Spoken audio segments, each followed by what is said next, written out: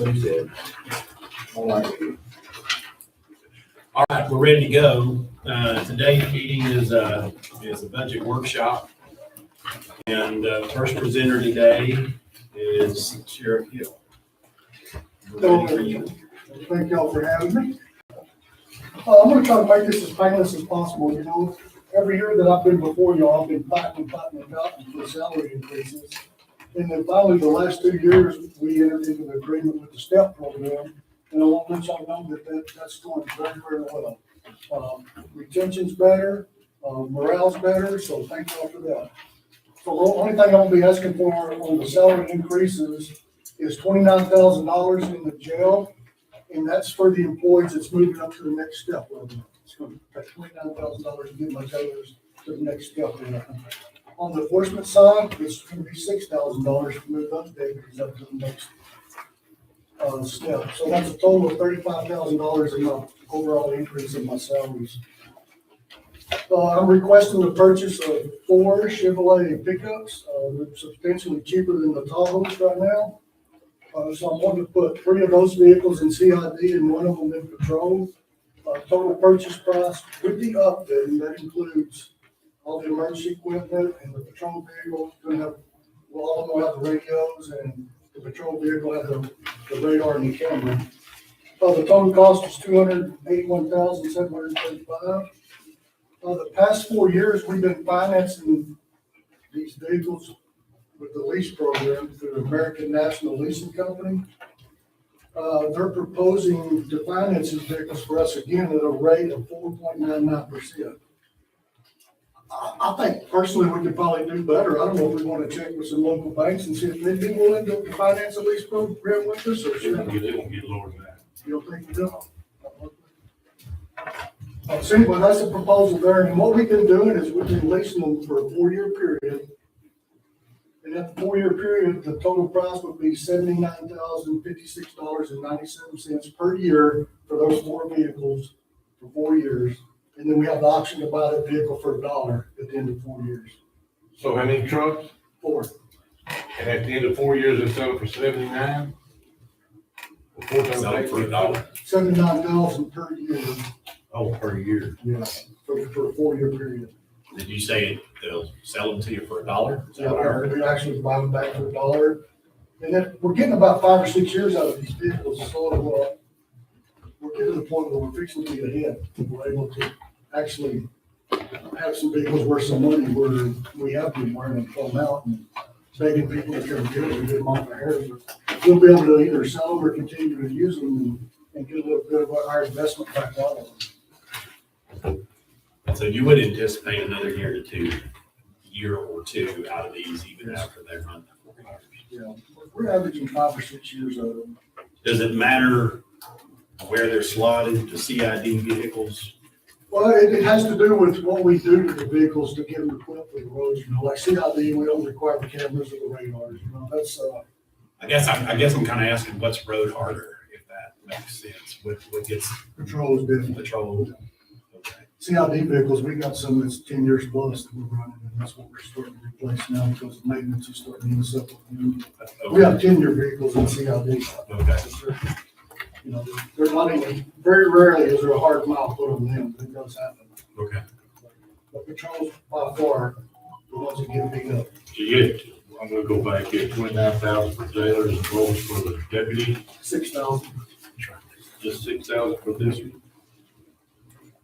That's just what we know that's on the books, you know. You know, I could have some quit tomorrow and I'll have to hire a more experienced deputy. Yeah.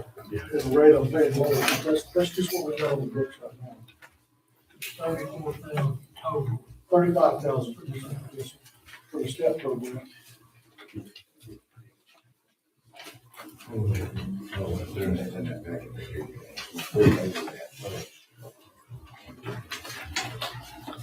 Well, the next thing is I'm going to invest in a little bit of AI technology. They have some programs that streamline the video recordings. We have so much digital evidence now, you know, and like if we have a case with a child victim, we got to sit there and dictate write the report from watching the video. Well, this technology, AI technology, has the ability to go in there and basically within just a few minutes, write a report based upon what it's observed in that video. But, you know, we're gonna have to have some policies and procedures in place where we'll definitely go back and watch the video and compare it to the report. And I'm not really a big fan of this type of technology, but it's starting to be utilized.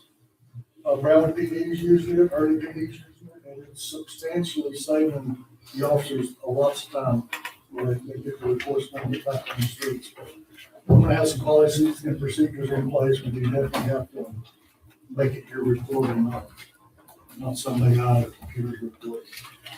This is probably an ignorant question, but my presumption is that's all extremely confidential. This is not out here on the web where that's happening. It's a programmed house within your department. Yes, sir. It's $180 per year per user, and I'd like to just do a little trial with about $4,000. Some of my CID and maybe my patrol supervisor set up on it. We kind of test it. Okay. I'm not a firm believer in it at this point, but I don't want to keep this back from moving forward in technology. It's kind of scary. And I'm sure at some point, there's going to be case laws coming down about it. And there's got to be. I mean, with this type of information being presented to the courts, especially if you don't verify that it's accurate, you know, I can see that being lots of problems. If we're not careful about how we utilize it. Hey, let me ask you a question on this page right here. The very bottom line here, jail expense, what does that entail? That's the doctor's visits, Jail expense, yeah, that's the entire budget to run the jail. That's salaries, all the fringe benefits, food, meds. oh, That's the total. total. Yes. So this was July, you only used 66% of that? Trying to be as conservative as we can be. What we budgeted last year for cars, do you remember? About that same, Commissioner. It was a little higher, actually, I think about $80,000 higher because we got Tahoes, well, 2 Tahoes and 2 pickups. We're budgeting $250,000 for his cars and equipment. No, $250,000 for his cars and equipment. Out of that would pay the lease payment and all the outfitting for the vehicles. 250 in this year's I don't see the 250. It is on it's on page 38. The very next, the third from the line down, the third from the bottom. You'll see dispatch operation project, I'm sorry. Oh, cars and equipment. Cars and equipment is the second from the bottom. There's $250,000 and so far we've only spent 113 of it. And to throw some more numbers at you, like the base price for these vehicles are $50,400. These are 4-wheel drive, Chevrolet pickups. The CID vehicles, I'm gonna have to add an additional $14,000 worth of equipment to them. Where the patrol vehicles is gonna get that $14,000 plus $13,300 for the radio equipment, and the radar is another $2,500. Cameras another $3,200, so that's how much more expensive the patrol vehicles are than the CID vehicles. And again, it's just standard with technology.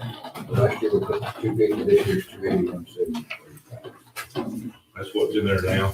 Oh, that's for the new budget. Well, 2026 was posted 250. 250, so it's an increase of 31. There you go. That's it. But we'll keep it at the 250 because we never spend it because he leases the vehicle. Yeah. And we can go back and buy them outright if y'all want to try that again, but I think this leasing deal is working out really well. It gives us some flexibility. Maybe about 4.5 months, I think. So what, the unspent portion of your budget this year will go towards this budget? Yeah. So it'll go back into general fund, and then we just take it back out. Ordinarily, I turn in a substantial amount of Right. it, but this year probably not. Moving on, I've been talking about all the digital evidence and technology that we have.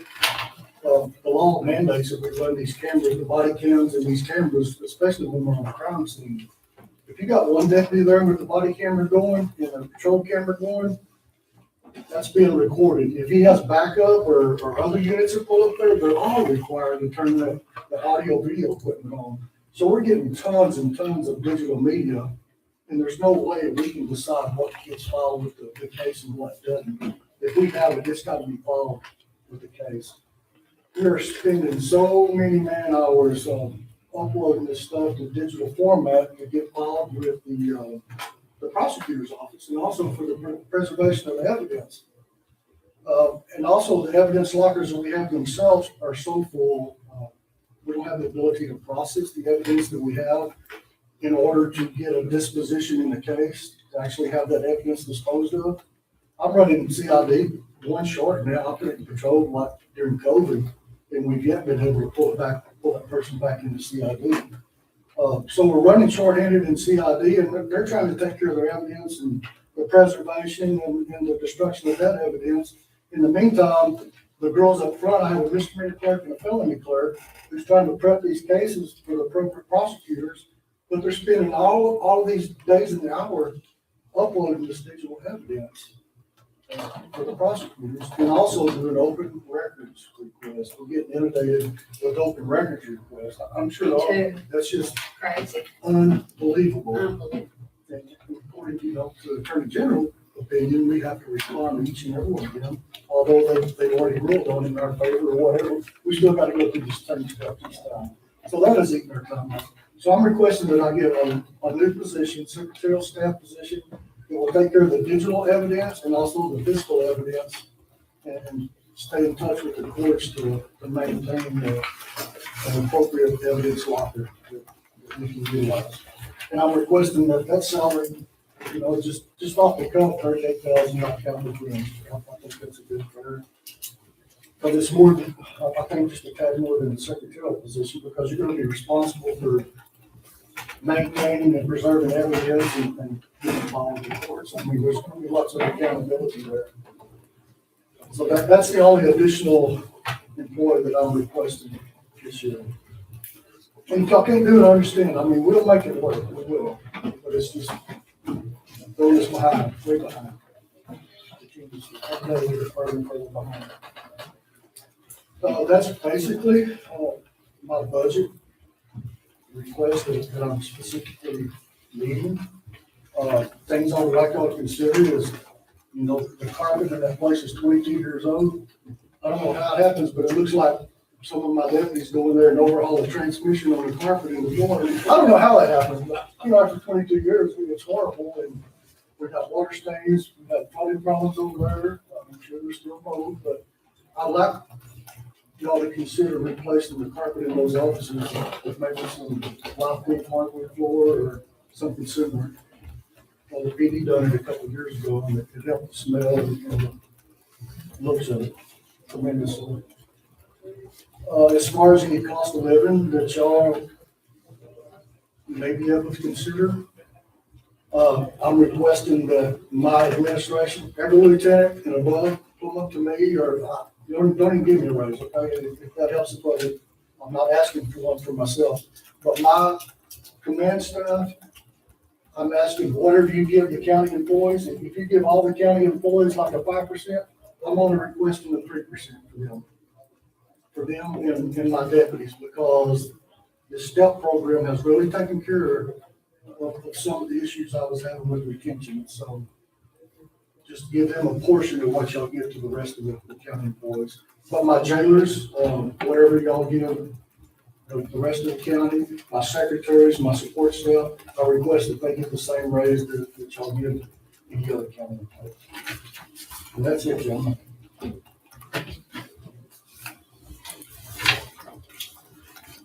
Is this in addition to the step increases that some of them are getting? No, if you get a step increase, I do not request a percentage raise on top of that.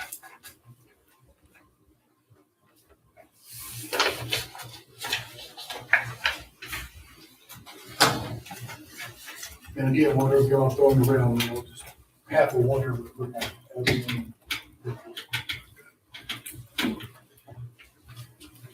Any questions? See, I told you I was gonna be painless this year. What was the beach safety business? Oh, the, AI. sure, AI. Below the AI, there was one called beach safety. That's the name of the software. Oh, that's the name. I was gonna throw one other thing out there. Since you made me think of it, Commissioner. You're welcome. I've been mentioning, yeah, I've been mentioning to y'all for 10 years now that we need to add another wing under that jail and let these other counties pay for it. I'm telling you, y'all need to consider that. Just put another 45-person wing on the end of that jail and let these other counties pay for it before we have to pay for it out of county funds. I got people in line of needing beds for inmates. And I had my secretary figured up, and this year we brought in, I believe, $156,000 just on the 40 beds a month that we're renting out now. You know, average, it's not that So many. how many hands would you have to add if you had that big of a deal? Yeah. That's the thing about it. You would have to add employees for what we're doing now. We're not having to add any. It's not costing anything additional. But I'm telling you, Commissioner, it's gonna get to the point where we're gonna wake up. I know y'all see what's happening on the highways coming and going in. Something's going on, for sure. I mean, they're widening these highways for a reason. And before we have to start farming our inmates out for $75 to $100 to these other counties, y'all please consider adding a wing on. While we're doing this other stuff. I'd like to see what you think another wing would bring in versus what the employees would operate with the bridge would cost. I can get you those questions. You had mentioned to me your parking lot. Yes, sir, that's on the list too. Oh, yeah, that parking lot, I mean, it's getting worse and worse every year. It's 22 years old and it's never been resealed or the crack sealed, and we're starting to get choke holes and potholes in it. We did that. We didn't ever do it. Never did it. We talked about it. You mentioned doing that potentially with, inmate labor, if that's the right term. Right. Sorry. Yeah, I don't know more about it than I do, but there's some process where you can spray this little tar on top of it to seal everything off, and I got the inmate power to do that. Materials, Material. big main cost. So you're requesting less money than his answer. Right? What? Not near the increases. Total value.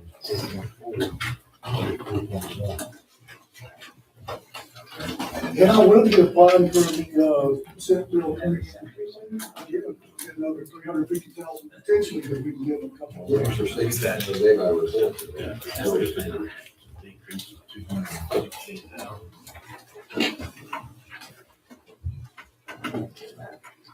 But yeah, they're auditing, or SB 22, pulling right now, and they did request a 2023 payroll, which, Treasury is in the process of getting that to us. I actually have a question about that. FY 22,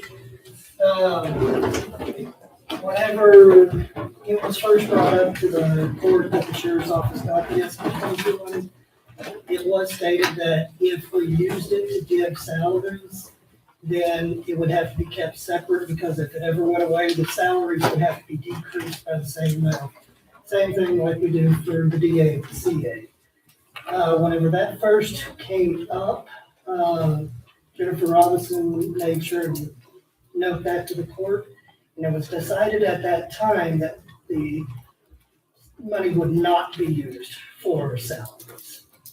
And as far as the treasurer's office goes, it has never been used for salaries. It's never been separated in their pay scale or anything, so I'm confused on that. For the sheriff's office. For the sheriff's office. The DA and CA, it has its own line item, and it is on description of SB 22, but the sheriff's office has never had that, because I was not aware that we used it for salaries. Is that because of 1 year you didn't get it? No, that was after we got it, it was decided that first year that we actually got the money. Most of it was allocated to the vehicles,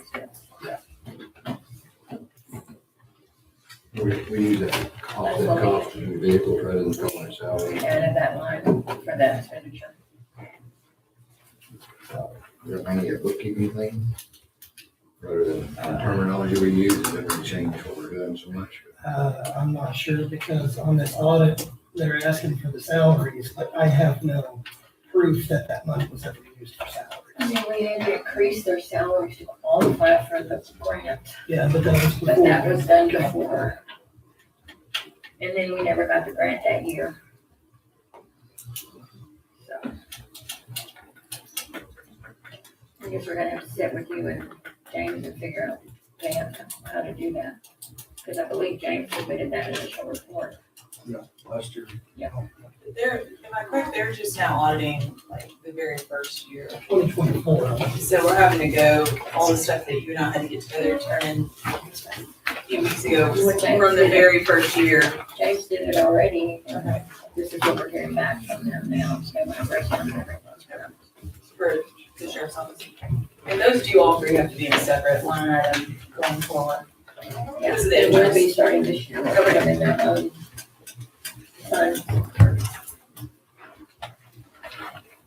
All right, thank you, sir. Thank you, Jim. For sure. Okay, next up, we've got Nick Gonzalez with the Agricultural Extension Office. Welcome. How are y'all? Great. Good. Took a break from, we're hosting our state conference here, so you'll see a lot of extension vehicles this week. And here around the Brown Event Center, so took a little break from that registration. Okay, hang on just 1 second. Danielle, would you mind passing those out? She has a ag extension office. Yes, but I've got that same kind of deal where they're packed together. Okay, to make it easy. I'm gonna pick through that. Hopefully. Thank you. So just so y'all know, what they're requesting is on that second page. The first page is the way it was presented to them, and the second page is what the request. And then there's some scribbling on here, that's fine. All right, All right. we're ready for you. sir. Yes, sir. Again, appreciate everything, appreciate y'all's time and y'all's support for the Brown County Extension Office. Hopefully we'll have a full office soon is our hope. And as we get kicked off to our new year, but some of the things that we looked at, we haven't requested anything in the past few years. And so, main thing just kind of be considered for the employee adjustments and raises. Our FCH agent, Courtney Parent, she's requesting that the Elsie County budget be rolled over to the next year. So this past budget roll over to the next year. And then one of the other things we've been looking at is a van. Our van that we have right now, it's a little old, it's 2008, has 110,000 miles on it. But the AC and so forth and getting those kids around, it's taking a little bit for it to get cooled off and it just needs to be upgraded before we run into any more issues and put more money into it. So we were requesting, if possible, whatever, if we do have funds or we look at new funds to help replace that van for the coming year.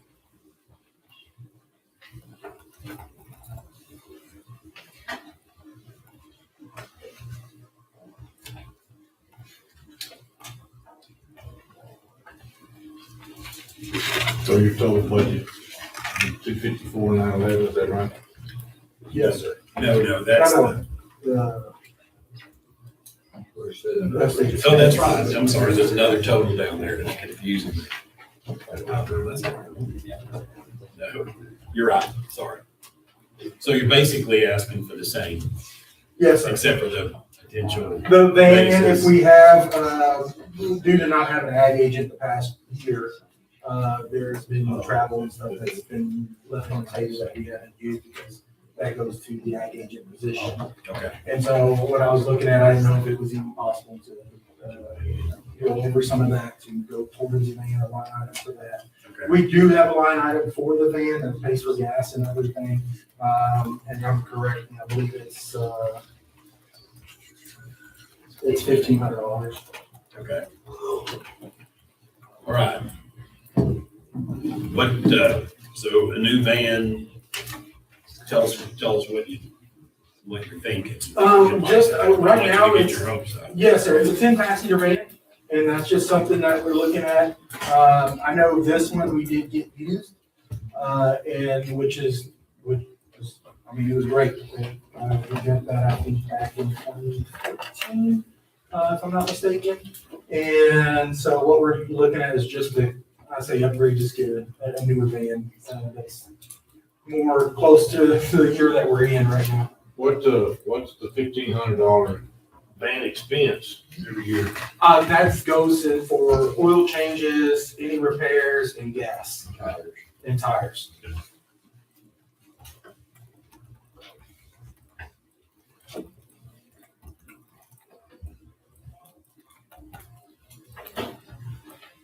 Any other questions for Mr. Wood? Who rides in the van? The 4-H kids. Yes. We travel all over the place, and more recently, just because of the dependability of it, I have been renting vehicles to take kids to, Kansas City when we go to Oklahoma, just on the basis of, I don't want to be screaming out with 10 kids in the van, in the heat, so those are things that we're looking at, and we just rent a vehicle here and there from Enterprise, and those two, I just, driving around here and there to San Angelo would work, but when we do our longer trips, it's something that I don't trust it.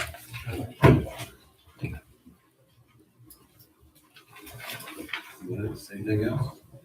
All right, thank you, sir. Well, I appreciate your time. Thank you. All right, good that. District Attorney Murray, are you ready? I'm ready. You're up.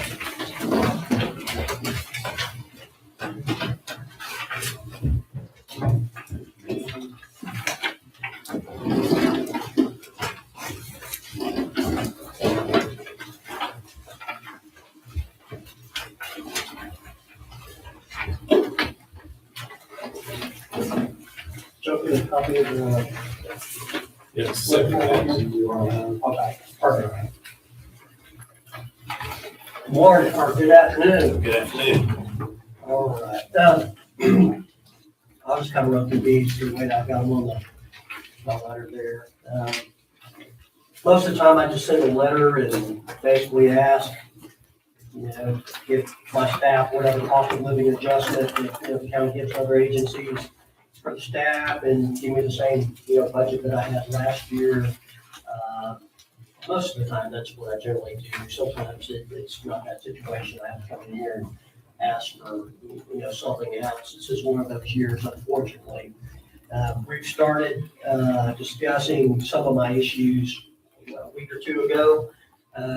We had a preliminary discussion about one of my employees, Laura Hammonds, and then we also included my new attorney, Kelly Palmerazo.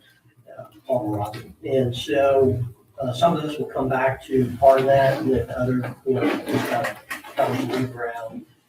The first on there is expert witness fees. So my budget currently provides in professional services for $5,000, which will go to someone to cover some expert witness fees. But the problem I've had is that over the years, I end up paying quite a bit through forfeiture funds and so forth in an effort to try these cases. Just about every case we try nowadays has some sort of expert witness typically. One of the issues we run into is, on homicide cases, we had to put on expert testimony in that regard, which involves the medical examiner's office. Sometimes we may have to have additional medical experts to come in and bolster that testimony as well. I went back and looked the last murder case I tried, where we used South Plains Forensic Services out of Lubbock, which we've used them a few times. We used to always use Tarrant County, but it kind of bumped us, so unless we just get them by accident, we typically don't have them. But they charged, the last time was $6,000 to testify about that. So that's just an example of one witness is part of one case. And every time I try a homicide case, I have at least a medical examiner that's going to come testify. Currently, I have 8 homicides pending. So, I've got to try a few of those. They're coming up. I've got some set.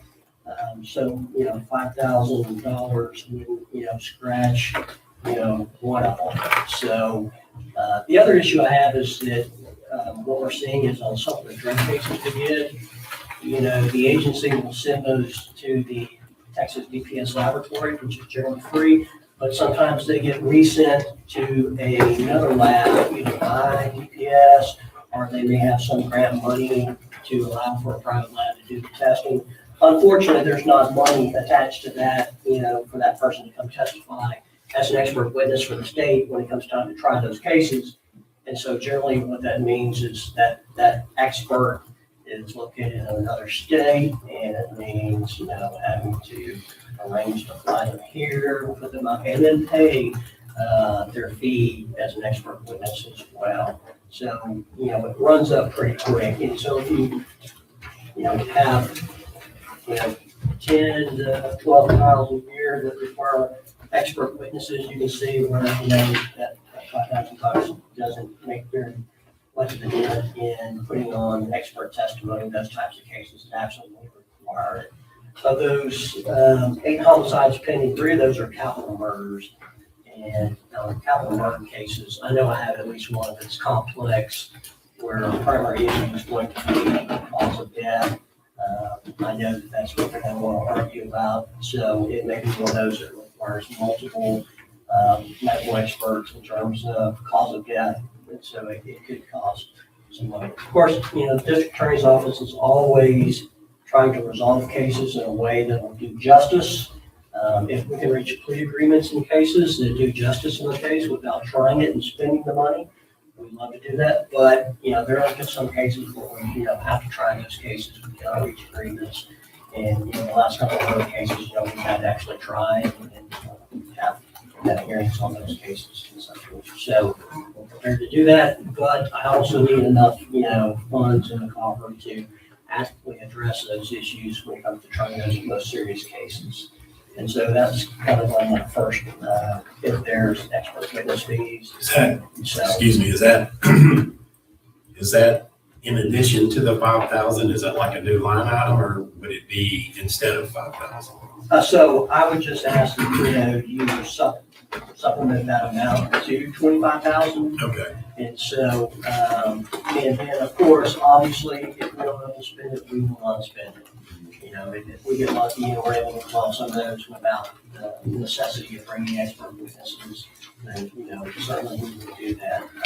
But I think it's important that, we have a realistic amount there to where we can attempt to resolve some of these serious cases we know we have coming up.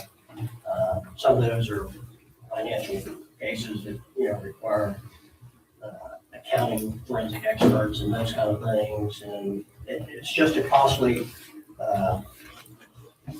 way to try cases, having to present experts. And so I know that we're going to need that. And I don't know if visited with y'all in the past about that, so we can, and so it's just a reoccurring issue that we need to get a little bit more funding right now currently.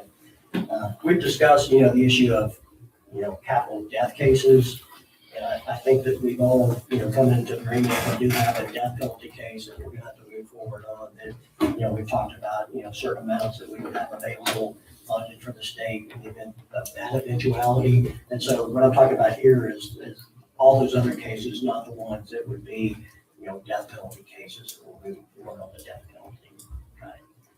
Any questions specifically about that issue of expert witnesses as it relates to trials? I guess I would ask, well, when I look back at what we've spent to date on that, Right, it's not very much. right. Okay. I think most of the time what happens is I get a phone call of, hey, you don't have that money, what do you want to do? Okay. And I pay it out of forfeiture funds. Okay. So that's been kind of like we talked about the last time I was in here. I've certainly done my best to partner with the county and defray costs from the county many times. And have, paid a lot of those fees as it comes to be. And so I will continue to partner with the county and try to defray those costs and where we can do that. But I also need sufficient funds to try those improvement cases. So, the next was Ms. Hanley's salary. As y'all recall, she's a vital role in our office. She handles all the victim issues and coordinates witnesses for us. She handles with, day-to-day contact with the victims and helping walk them through the system, helping coordinate them with services, and to setting them up through victims of crime fund fee reimbursements. She also helps get us, get them prepared for trial, bringing them in for witness preparation, lining up our other witnesses. Some victims require a lot more handholding than others. It's a very important job, and I think you have to have a very special skill and a heart for dealing with victims and being compassionate and being that shoulder to cry on sometimes. And Laura's, and I've said this last time, she by far has exceeded any person that we've ever had in that position before. She is spectacular at it. She does a great job. She's young, she has a lot of energy, and she certainly has a passion for that job. We need this person to be budgeted in the general budget. And then if we can apply for the grant and get reimbursement to the county, that would be great. But this is not one of those positions where we can have the tail wagging the dog. We can't, let the get a grant, be the gatekeeper as to whether or not we, provide this service to the county. It's an important service to the county. It's not a service that we can afford not to, have in our office. And it's also not one of those things that you can say, well, you don't have a grant right now, so somebody else is just going to do the job. This is not one of the jobs that you can, double team somebody with or that kind of thing. It's a full-time job in and of itself that requires a lot of work, and so it's extremely important. She was one of those persons that was identified by the commissioners that, last year's budget that's, falling below that minimum standard, and so commissioners reduced her extra to get her up to that $38,000 mark. And then I know personally that she's had job offers, to work at federal agencies, basically doing the same job for, a lot more money. I know she's had, good offers. We've talked about it, and she would love to continue to work with Brown County in our office. She likes the dynamic. It would be my hope to supplement her salary, her county salary, with Senate Bill 22 funds, to the amount of $12,000 on the supplement, which would bring her in at 50, which would, not necessarily be competitive with her offer she has, but it would be, she would be comfortable staying on with us and, continue for us. She is a go-getter, self-starter, and so we would love to maintain her as part of our office. You've had her for about 3 years now. Yes, sir. Who'd you have before that? I don't remember the immediate before that. We've had probably 6 to 7 different people that have filled that task in the past, and I can say without a doubt that hands down, she's by far done the best job out of everybody. I think the biggest problem for us is that the grant that we applied for, that we received for that position in the past. You can get that grant, for a couple of grant cycles, and then for, whatever reason, you just kind of drop off. There's not a matrix that we can look at and say, well, here's the formula, you meet this formula and, you're good for the grant kind of thing. It's kind of one of those things where they, may pick somebody that just doesn't have one currently, and so they, work grant somewhere else. It's not necessarily based on your strict numbers and how well you perform, because if it was based on that, our numbers, we're still hitting the numbers. And we haven't had any drop off. We still serve, some other people that still work as hard as ever. So it's just one of those things to where the grant period is a 2-year period.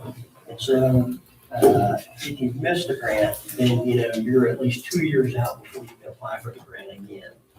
And that's, not a position that you can, afford to go, a couple of years without.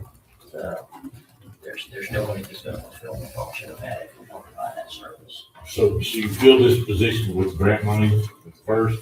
It was a grant-funded position, so when we first started the position, it was not, and then, I don't know, probably, the last 10 years, we applied for grant, started getting some grants, we got through, and normally we, you get through probably 3 grant cycles before you experience a drop off, and then, you'll get back on the grant, and then you'll get it for some more cycles, and then you'll get bumped off kind of So thing. this is gonna be an additional, a new position? Not new, but Not new. on, So she's currently. to the budget, I guess it'd be a new Right. position. Well, she's generally provided for in the general budget. And so she was in my general budget as an employee, and then we were getting reimbursement from the grant. So when we got notice of the grant not being awarded to us, we're already past that budget cycle.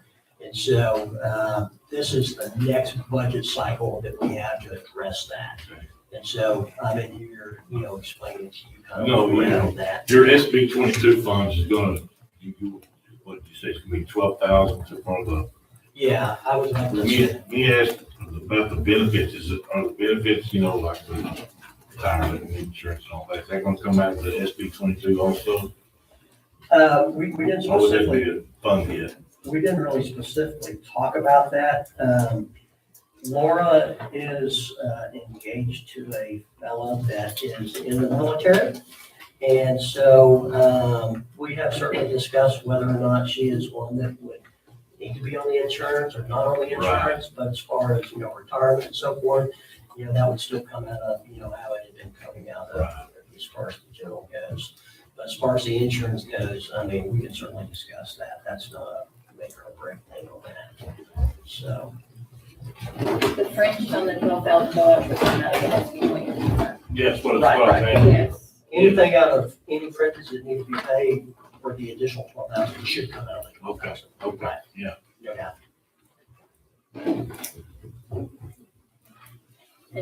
What he's requested in here, it includes that position. So that, Yeah, it no, I saw includes the that. 38,000. It does not include the 5,000 or the additional 3,000, the 20,000 or the additional 3,000 for the training or the professional services. Or the 12,000. Well, that would be out of SB 22, we're gonna move that Okay. out of. All right. And I'll try to clarify anything that's coming out of which fund, so there's no confusion about that. So, okay, any other questions on this, Cannon? And then, on the appellate, on my number 3, appellate work, so what we did, if y'all may recall, is that we approved Brent Lindsay as an employee of the DA's office to do appellate work for the office. And basically what we're doing is paying him $3,000 a month out of Senate Bill 22 monies. And so he's been doing appellate work for us. That's working pretty good. I think what I would, propose at this point is to extend, to continue him on. And then over the next budget year, make his salary $18,000. And so that would, basically be whatever, $1,500 a month for 12 months, and he can continue doing contract work for us.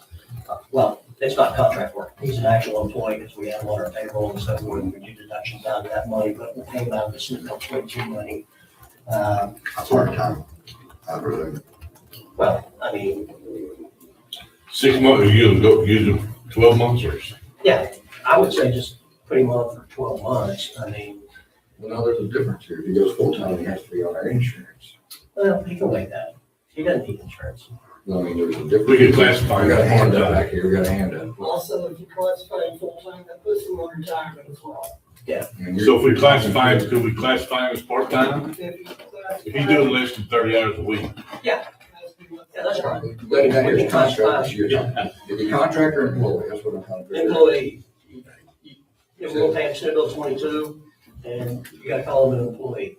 Is there Senate Bill 22 on top of the 18 that you have here?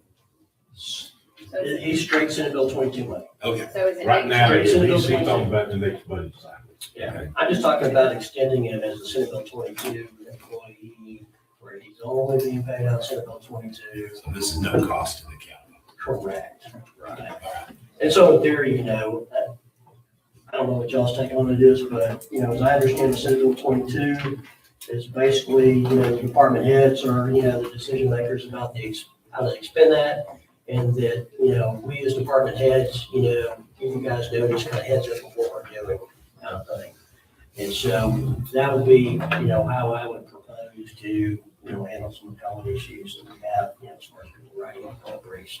So it keeps them, as an employee of our office, so to speak, for purposes of Senate Bill 22, and we're able to pay them through Senate Bill 22. Senate Bill 22 does not allow you to do strict contract, like 1099 payout kind of thing. So they have to be an employee, whether part-time or whatever. They call it, I think, short-term employment, as far as Senate Bill 22 language goes, and then that should be fine. So. And so there's no additional fee to him for any appellate work he does. Is that correct? Or I missed that completely? Okay. That would be the entirety of it. Okay. And then, if that, he started doing work for us, and we'll just continue as an employee and stuff like that. The other, number 4, training budget. So when I asked for the training budget, last year, I never got notice of the budget result that I had been awarded $5,000, toward the training budget. And so that was new to me. And so when I went down to visit with Josie, preparing for this budget, and looked at it and said, hey, give this $5,000 covered this training budget stuff. Well, you were awarded that last budget cycle. So I was unaware of that. So. We find the spending is less if we don't let people know they have. Right. It works for good. That is good. So I think I was maybe $500. But anyway, so, point being is that $5,000 is a good starting point, and so I'm satisfied with that. So mark that off and call that good enough. Okay. Yeah.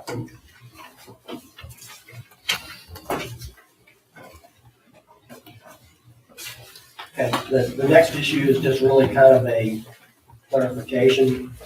When I was talking to Ms. Broughton, and then I also spoke with Vance about this a little bit.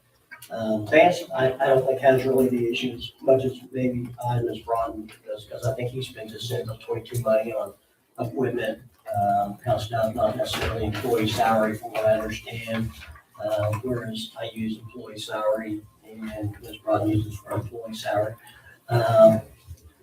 If the commissioners gives raises to somebody that's a Senate Bill 22 salaried employee and all their salary comes from Senate Bill 22, it's one of those things that if I do a good job spending all my money and exhaust it, and then the commissioners give a raise on top of, a Senate Bill 22 employee, my question is, are you all saying that that's a Senate Bill 22 raise, or are you saying that's a raise out of general funds for that employee that's primarily paid out of Senate Bill 22? I think last year when we gave raises, it was to the county portion of the salary. The SB 22 did not get it. That was my understanding. Is that correct? They got raises. SB got the raises SB too? 22 people got whatever percentage increase we got, and we took it out of SB 22 funds because they wouldn't have. So the SB 22 raises were out of SB 22 funds? And Which would be a problem Obviously, if we use our Senate Bill 22 monies, and exhaust those, and then they get a raise that's out of Senate Bill 22 that's beyond, what's left, that could certainly be problematic in the future. Welcome to our world. And Jennifer's take on that was that there's SB 22 employees, so that's got to cover their salary increase. So Otherwise, they wouldn't have a position with the county. in a real simplistic way, if it were just talking about $10,000 and we declared 10% raises, nobody read anything into that.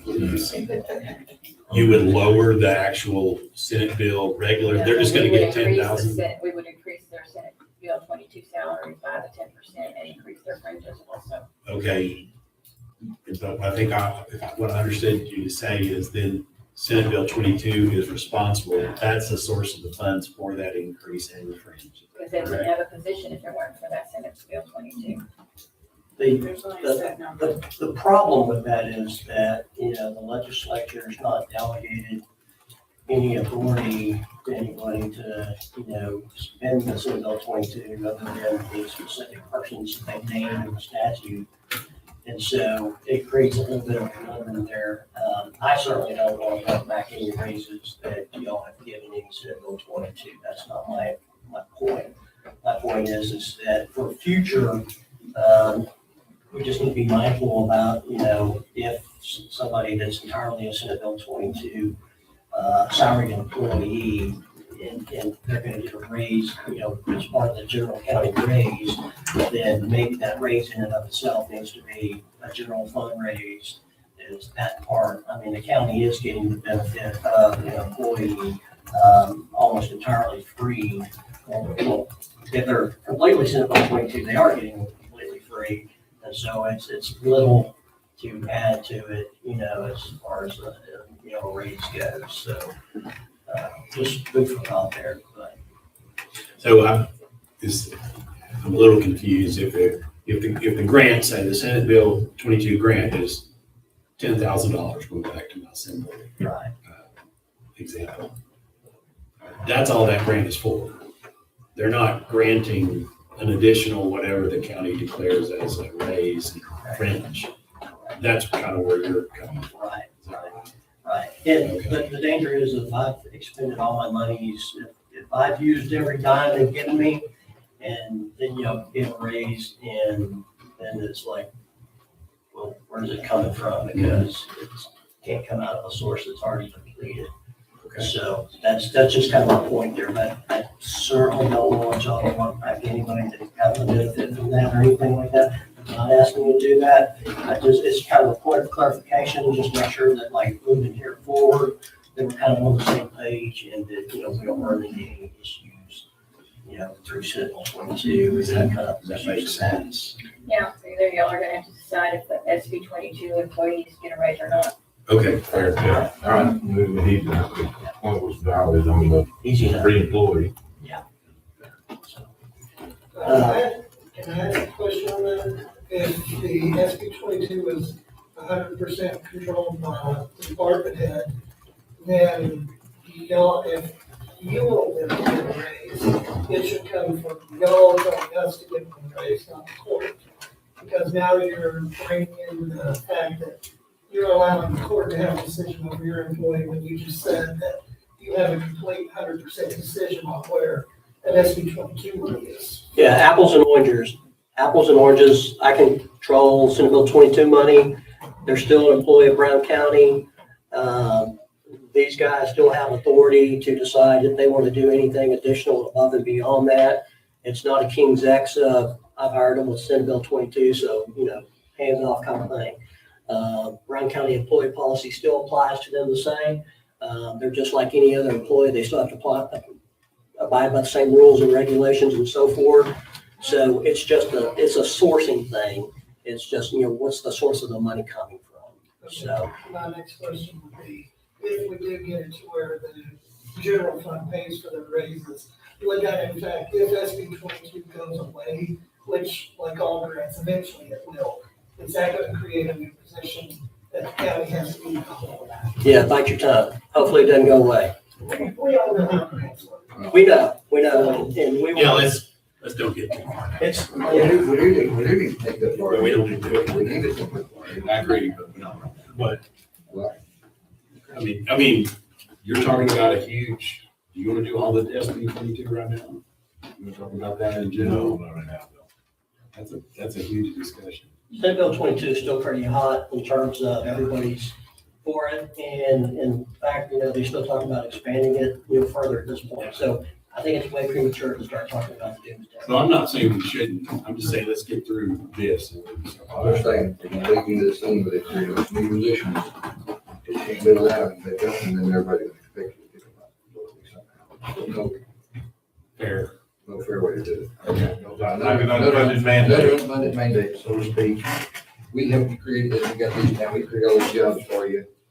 Right. We're dropping them. But back to We the, back took to those the, wheels, and we want you to keep this job. And we got- Understood. back to the raise, if that would only, what they were talking about, what you were talking about, they would only apply if the SB 22s are depleted. Correct? If they still have the funds in the SB 22s, then that would go for it. If we had funds and, If it's not totally depleted. right, I mean, it technically should, if it's a general raise for all the employees of the county, it should probably be a general fund raise. If it's something that's specific to the department head, we're trying to raise, whether it be midterm or some other time, it should come to Senate Bill 22. Okay. It should come to Senate Bill 22. Yeah. His opinion. Yeah. All right. Interest on those accounts too, just, Josie left, but the money that we get sits in, it's supposed to sit in separate interest bearing accounts and the interest can be used for the same purposes as well, so. I mean, I would think those are things. Right. And, I think y'all probably have discussed it, so I think we're each supposed to have our own account and maintain separately, so it's easy to track. That way, I don't know, I was trying to have how much do I, have a DDA, sure, figure that out. Good question. Any other questions on Senate Bill 22? I didn't mean to, but it's just something that we need to, if we're going forward, we gotta kind of get on the same page on that. Yes.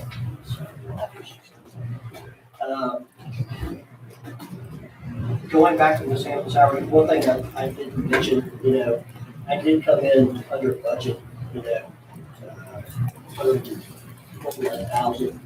So I definitely have been improving and utilizing the funds and have delayed hiring people and so forth. I should have money in my budget currently this year that should make no additional strain on the budget position in terms of seeing more as a general fund employee. The other two things is just basic stuff. Same thing I always ask for, if you get cost of living adjustment raises for staff, I just ask that you consider the same thing for any non-things as well. And otherwise, same way it is last year. We're looking for everything else.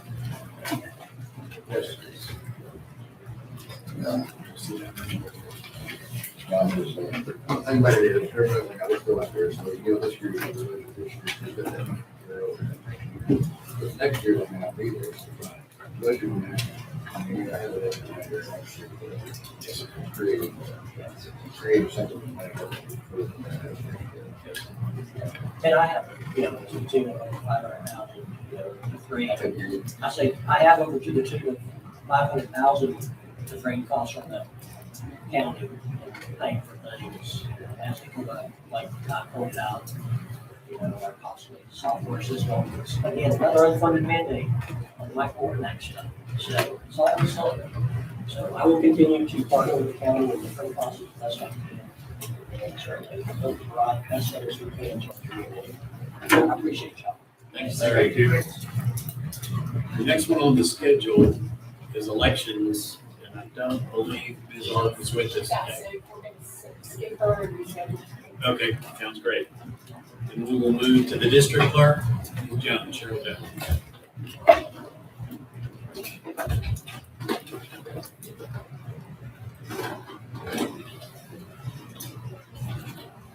You've got your own handout. Use stickers on it.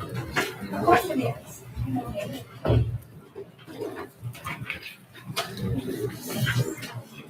Yeah. Cliff notes.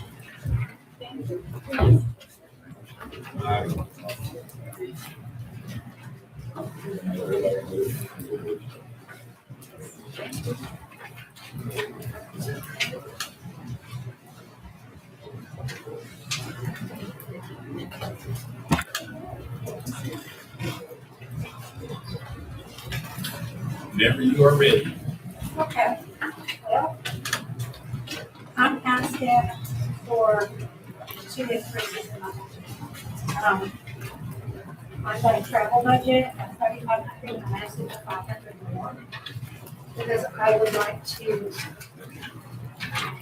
be able to send my 2 chief deputies to some trainings. I have a hard time hearing you, I'm sorry. Sorry. I'm asking for an increase of $500 in my travel budget because I would like to try to send 2 of my chief deputies to some trainings. So I think that's a reasonable request. And the other request I'm asking is salaries. So I have it listed there.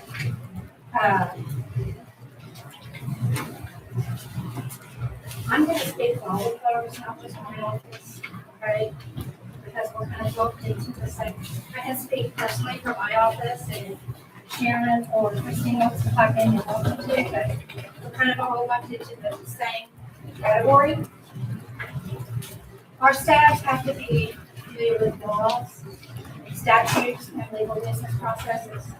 They are legal assistants that really aren't just courtesans, okay? They are the face of our courts, and they're also the face of our courthouse. These staff members are very important part of our county business. So friendly, courteous, and public service is a must while we are operating grace under pressure. Because trust me, these officers, they work under pressure. They have, my office personally, and I know Sharon's and Christine's did too, they have demonstrated their loyalty and dedication to this county by working through COVID, when most of the other offices in the courthouse were closed, working from home. We even provided curbside assistance when the courthouse was not open, and our offices did not skip a beat. Please keep in mind that the amount of additional work, strain, and hardship it has created for our staff to transition from net data to proposed justice, other software, has been a lot. It has stretched us all to our limits with meetings, configuration workshops, trainings, and meets the expectation to keep percentages moving forward for future live in November, which I believe is November 9th.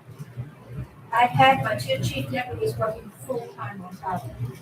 All the other staff members are having to pick up the pace for that, for them working on time. With the insurance deductible quadrupling, I ask that you please consider the increase that I requested for them. Because, and I do believe my request is reasonable. When I first took office, the yearly salary for a clerk was $18,000 a year. We've come a long way. If you look at my current salary survey I provided, Clear ranks right in the middle, which is great. But I do believe we can do better. Our employees are our greatest asset, and when they feel valued and appreciated, they perform better and go above and beyond what is expected, which is a win for my company and its taxpayers. Is there any questions? With the 5% increase, are you asking for that in addition to any cost of living that we plan? Okay. That should include, because, Okay. any questions? Just traveling, salaries in. Yes, So if you were to hire a new clerk, what would you start with? with the starting rate is, I believe that's 35, What? Okay. but I'm fully staffed. No, I'm just saying if you had some attrition.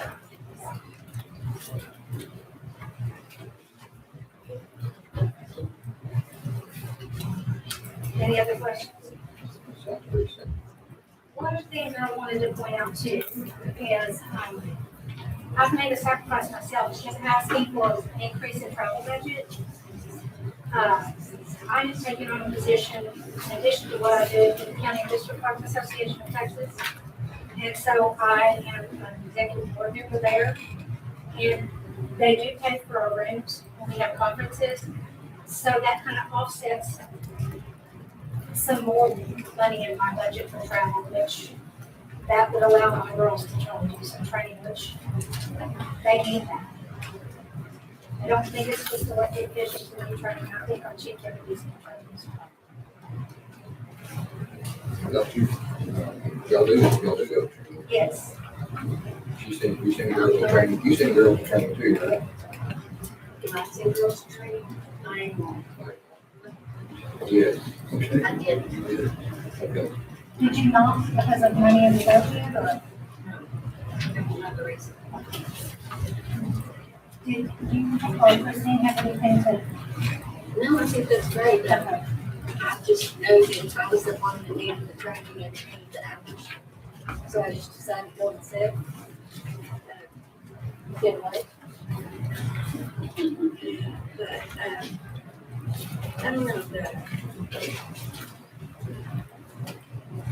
better left unsaid. I don't say much to train.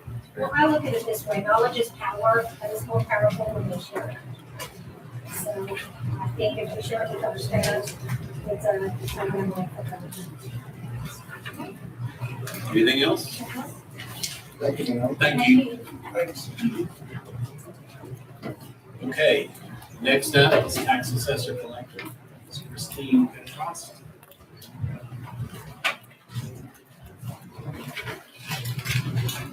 So hang on just a second to prepare.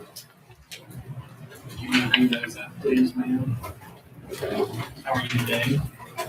Good. And if you look at mine, I didn't ask for any change because other than the salary, it's too low. That's the important thing because to be honest, I know y'all work with hard to do the salary, this position and all that stuff, but I feel like our clerks are statutory. We see, if you ever look in our office, a lot of times we have people lying down the hallway. And when we don't have people lying down the hallway, our now law requires for the machine to submit their work electronically. So you may not see people lying down the hallway, but our groups are still working. And I have really good ladies in my office, and they would love to stay on. We've had, I have no complaints because Brown County is really a great place to work. I understand that everybody wants the best and the most they can get for their employees, and I get that, but I do too. And we don't receive any grant. The county doesn't really, Texas Department of Vehicles provides part of equipment other than what, you know, we got our gold computers, but so I don't, very seldom do I ever ask for, I don't know that I've ever asked for increase in my travel or office supplies, because that's just who I am. We have office furniture from like 10 or 12 years ago, which is fine. We have no problem with that because if it ain't broke, don't fix it. And so my main concern is my employees, and it takes a lot, and y'all all know, it takes a lot of training to get these people where they, I mean, we have to deal with legal bidders just like everybody else. We have to know probates and what's required. You know, we get people all the time coming from the lawyers that think they know what they're doing, but they don't. When it comes to, there are certain things we have to know. And so my point is that I feel like a lot of times our rooms are just looked at as clerks, but they're much more than that. And our girls are the face of the county. When people come in here, the majority of the time, you know, it's either because they have to, but our office is more people than any other office in this courthouse. You know, it's important to me for my employees to know that they are important to invest in, and so they're not my concern. I'm not asking for anything else except, I know that insurance thing is a big, hairy mess, and at some point it has to be changed. And I hate that for our employees that I understand that, and so we'll just have to do what we have to do, but it's gonna affect our employees. You know, I have one girl that are families members, so we're spending $500,000 out of, you know, the county's always been a place, I think, that the benefits matter, because we've always had good insurance, we had good, it's just a good place to work, so I do appreciate y'all's consideration. You have a hard job to do, I understand. I just would ask that y'all do some serious number crunching and get us some grades. That's great. What can I say, that everything is slim around here. It's close to holidays, you look, her office will be open, her office will be open, Cheryl's office will be open, everybody else is pretty much just.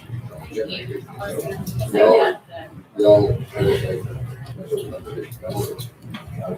And we are normally the last people to leave this courthouse. And that's because we're considered essential. You know, but they don't disappear a lot of offices don't. like others. You know, being with public. So, They don't make the public. We have her death marriage, you have her marriage. And Cheryl's just one of those faithful employees that stays on the you know, that's just her nature. And you and I are very essential. The other ones don't make the public every single day. I'm not taking that. They don't get raises, they do. And I just feel like our group, you know, they're not any different. They're just as important as any other position in this courthouse. You know, may not.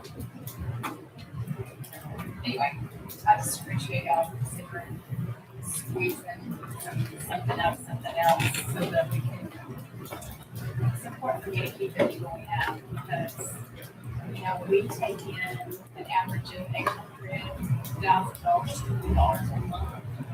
It's just, you know, it's hard to find someone that's trustworthy, that shows up, that does their job, and, you know, deals with the public well, because when they see us, they get the courthouse, whether, you know, they ever see anybody else or not, so it's important.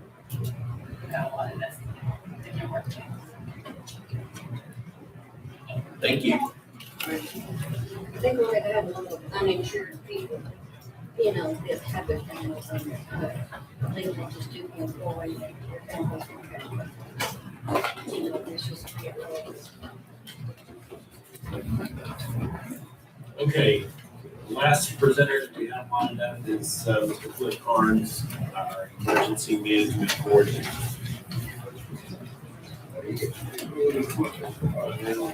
Even when we're.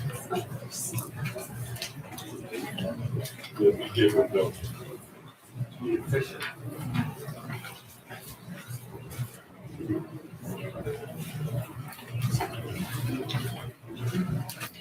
Let's see. Yeah, no doubt. We'll give everybody a hand or something like that. Okay, so you should have the budget, request narrative that I submitted. Yes. So you can read that at your leisure, that further outlines, more detail beyond my proposed remarks here.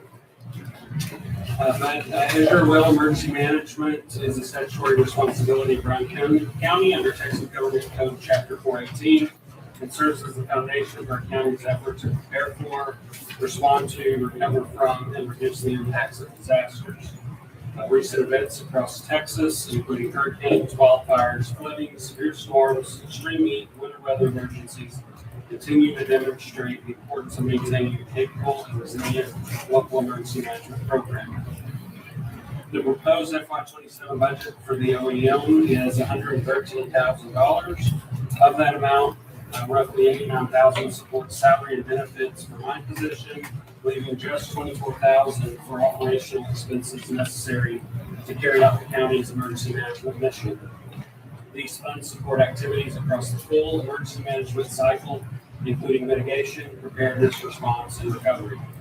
I'd like to emphasize that this budget request contains no net increase over the FY26 approved budget. Instead, existing funding has been reallocated among expense categories to better align resources with current operational needs and priorities. The FY27 budget will support several key objectives of the FY27 year. First, we'll complete a comprehensive update of the Brown County Emergency Operations Plan. This will ensure compliance with the new Texas Division of Emergency Management Planning Standards, which are required to be implemented within 36 months from their release in May of this year. Second, we will enhance public warning and information capabilities, their expanded outreach and continued promotion of the Brown County Alert System. Third, we'll increase public preparedness education to help residents, businesses, and organizations become more resilient and self-sufficient during emergencies. And fourth, we plan to establish a Brown County Emergency Management Committee to strengthen coordination among local government, school, emergency services, public health partners, and volunteer organizations. This also is in anticipation of the next legislative session requirements that come out of bill. Finally, we'll implement a structured emergency management training program for county officials and employees to improve disaster readiness and operational effectiveness. Looking ahead, the narrative also identifies several strategic considerations for future fiscal years. However, implementation of these considerations in FY27 would be most advantageous and beneficial to the county. These include the potential establishment of a local disaster fund, addressing the long-term future of the county's communication stringer, planning for additional state emergency management requirements consistent with what was included in SB 2 during the special session by Senator Perry and his companion, House Bill 2, by King in the 89 special sessions. Hey, this gonna be funded, how you looking to fund that? The general fund? Yes. Should it be reimbursed by FEMA? So wait, which part are you referencing? The local disaster fund. So the purpose of the local disaster fund, and I get to that a little bit later. We just talked about it. Yeah, but the full explanation. This would be funds that we set aside locally to respond to disasters that don't meet the state federal threshold. So that threshold is set by per capita value, depending on the jurisdiction. So for Brown County, we have to document approximately $179,000 in expenses as a result of that disaster, where the state has to document a little over 55 million, and until we reach those thresholds, you're not eligible for reimbursement. Okay, so here's the question I have on that threshold, 179%. So let's say a building or something got wind damage. Is that 179 threshold include insurance? No, it's uninsured value. Uninsured value. Yes. And so those, the purpose of this local disaster fund was to meet those immediate needs to not delay essential services to the citizens. And that the value of that fund could be whatever you all decide is prudent. But we have to meet those thresholds before we can get reimbursed. And although Brown County's been lucky and not encountered a disaster of this extent lately, who knows what will occur. This is just prudent financial planning. Where I left off on the special session bill, that is most commonly referred to as the kind of emergency management reorganization by the state. And I have a copy of SB 2 here for your interest in looking at it, which is going to require a certification of emergency managers, which increases the training requirements. They'll be issued a license as a peace officer, a fireman, or such. Other requirements for local planning, interlocal planning, additional requirement for training and exercise on the plans, documented with TDOM after action reports completed and submitted to TDOM for review.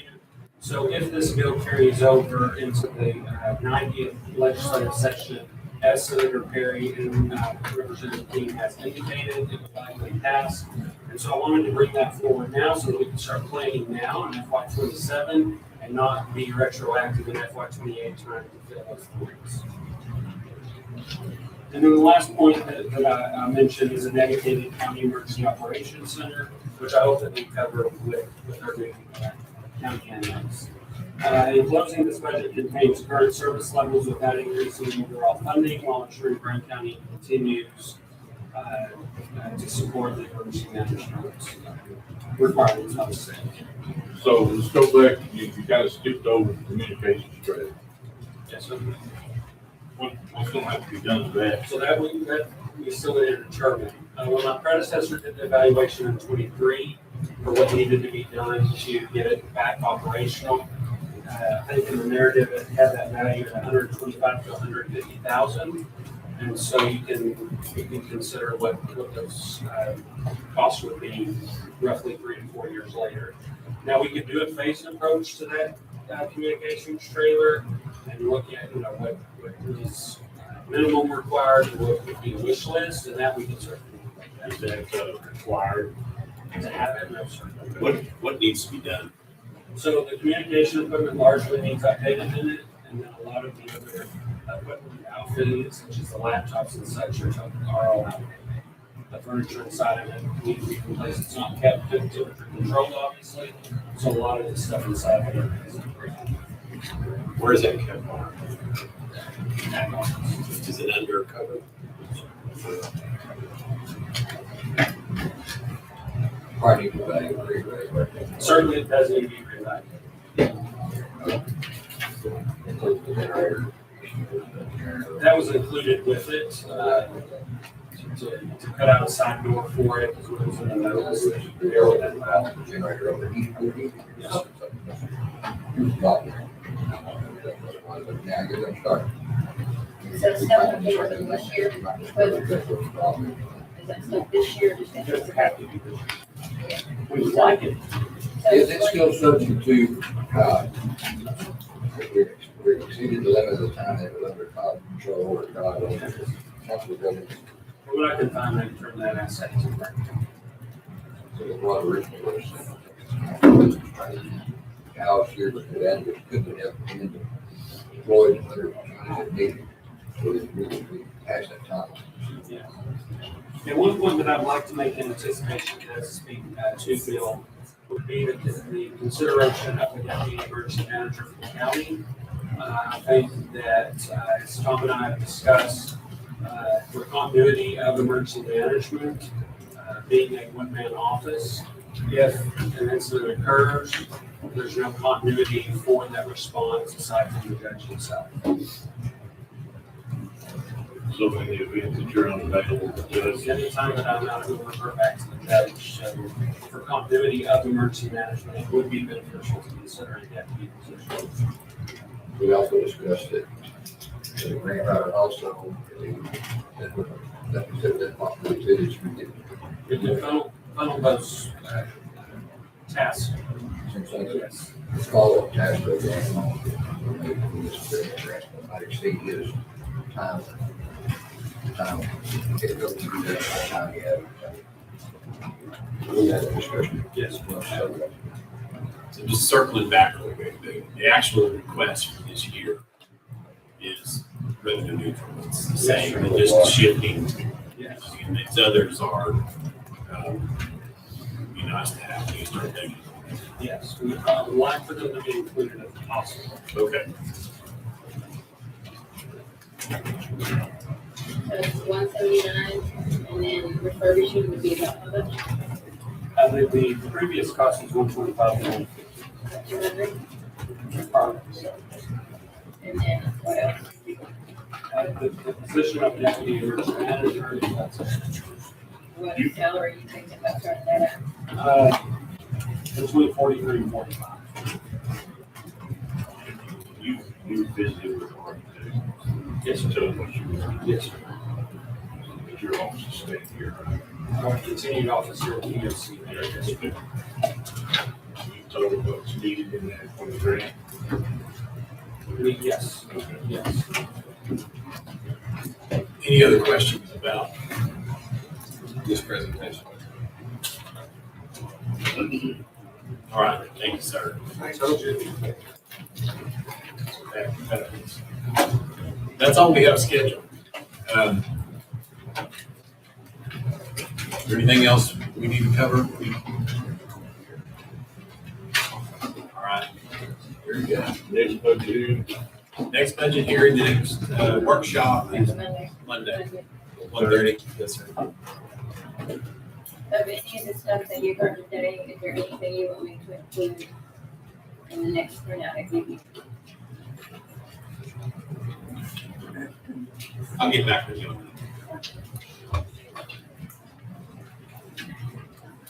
As far as the outside entities, I think there's only two that asked for an increase. And that's the library and dictionary. What's the second one? Good Samaritan.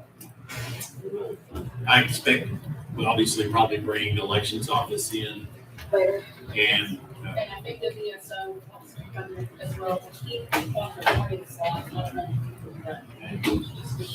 Okay. Maybe the 130 slot. do you have any idea what he wants to talk He's about? not asking for any changes. He said just the cost of living. I'll go talk to him. I'll go talk to him and see. Yes, this is.